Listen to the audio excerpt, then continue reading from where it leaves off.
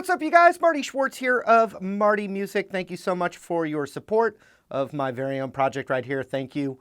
Going to break down some Southern rock techniques.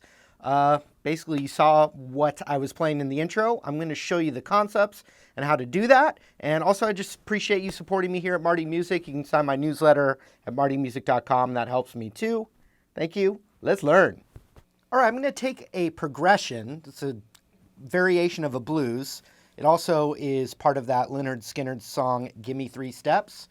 I'm going to just show you this great concept, and you can use it anywhere for this sound. I'm going to deconstruct how it works, right? So it's going to be, and I'm going to use the E root power chords because it's going to help us identify the licks. So the first chord is a D chord, and we're just going to play a bar chord right here. So that's the D chord, 10th fret, E string. Then we go to the 5th fret, and that's the A chord, or the 5 of the blues. So we have the 1 of the blues and the 5. D, then A, right? Then we go back to D. Then we're going to go a quick E to A. E, E, E, E, A. Then we go back to D. And this is a weird little turnaround thing. G, slid down to E. Just power, bar chords. G, G, G, da, da, E. Then back to D. A, back to D. D. So, right off the bat, you can play blues over it. You can play the D minor pentatonic. You can play the D major pentatonic, mess around with those, but we're going to kind of create that classic country rock, Southern rock sound based off the chords, but we're playing licks, right? So let me just take you through the progression one more time. Here we go. D, D, then A, then D, E to A, back to D, G, down to E, then D again, and then A to D.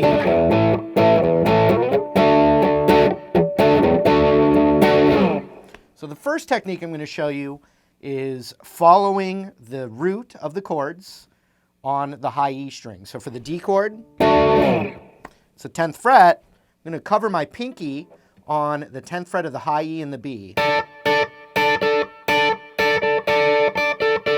Like that. But now what we're going to do, independently, ring finger on the 9th fret of the G with the other fingers behind it for strength.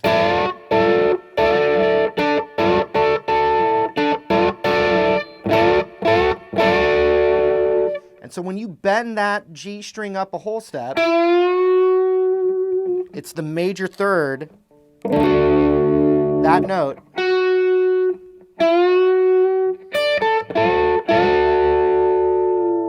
And when I release it, that's the root right there. So when you just play 7, 10, 10, that's just a D power chord. But then you also have this little tasty bending thing.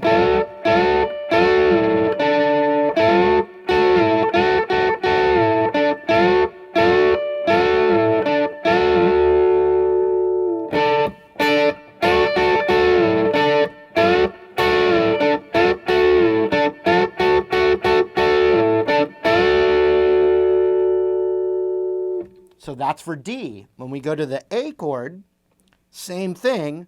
I'm tracking where the root is. It's the 5th fret. And now I've got this.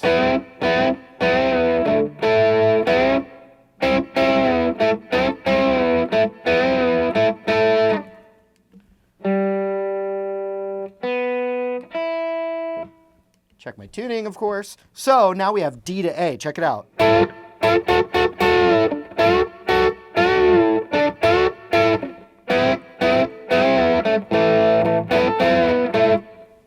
See that? Now you're doing the the Southern rock thing, or kind of country-inspired rock playing. So D, I just move it to A. So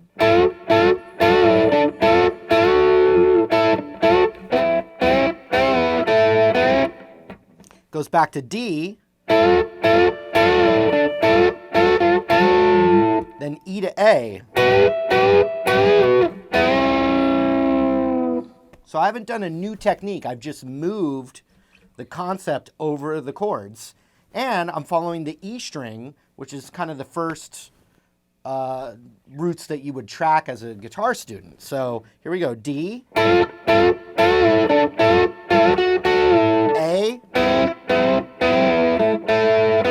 back to D, and then E is right here on the 12th fret.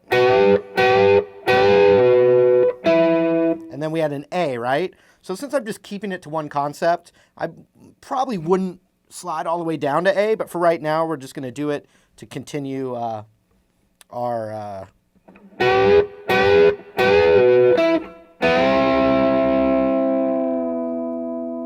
continuity. Continuity, that's the word I was looking for. So from the top again, D, A,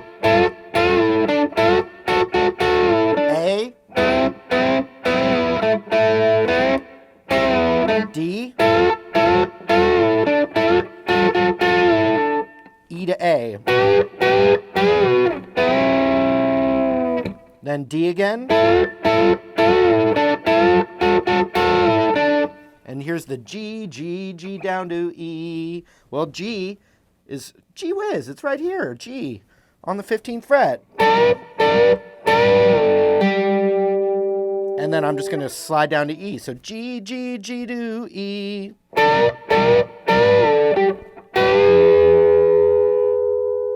Then we have D, A, D.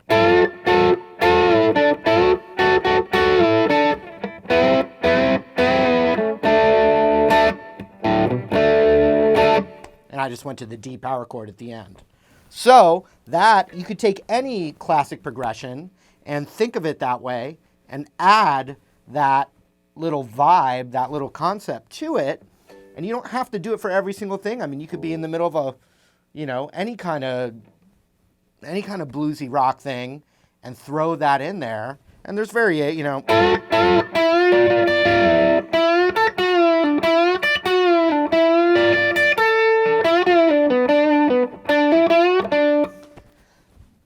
It also underlines the major pentatonic, so.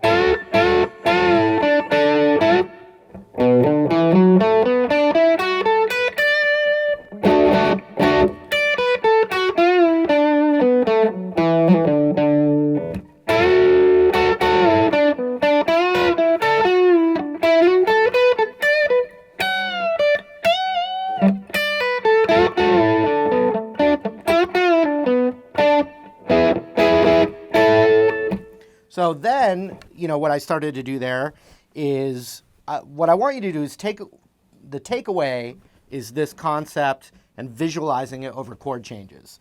But then the next step, just as far as a student or things that you can explore, I might start with the D and then see if I can stay in the same spot and play over the chord changes. So I'll just show you real quick what that looks like. So for D, we have this. For the A chord, I know that this little D shape, D, E, half step to F, G, A. There's an A major triad right here.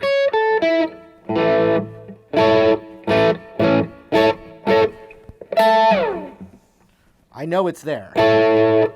And I also know that this is part of that. It's like a power chord.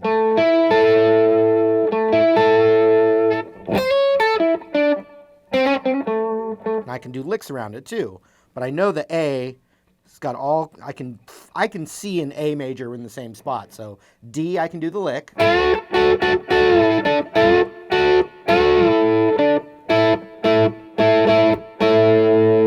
I can see that A right here. And then back to D again.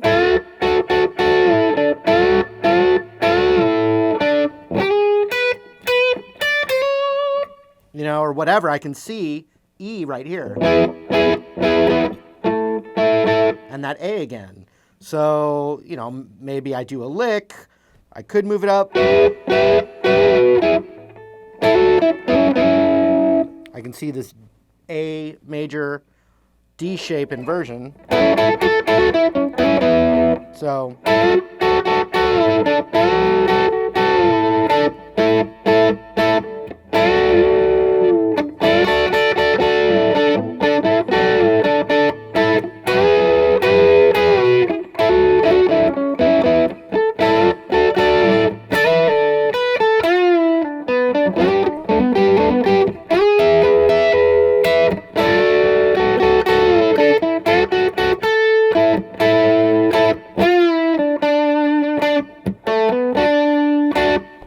a few things that I did there for the E to A, or the G down to E. I can see a little E triad. Based off of that. Okay. Okay. So now, same idea, but maybe I'll just try and explore it as a student and not try and be musical, but just like look at the kind of chord shapes.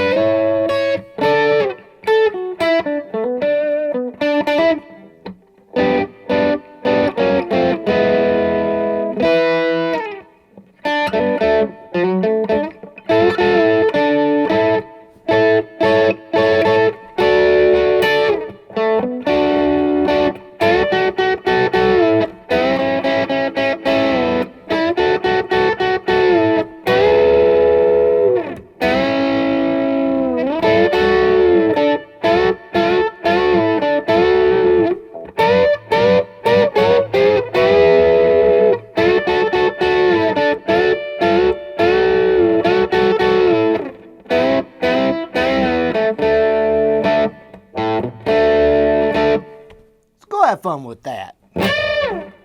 All right, another Technique Friday. Check it off the books. Thanks for hanging out, you guys. And all the continued support is greatly appreciated. See you again real soon.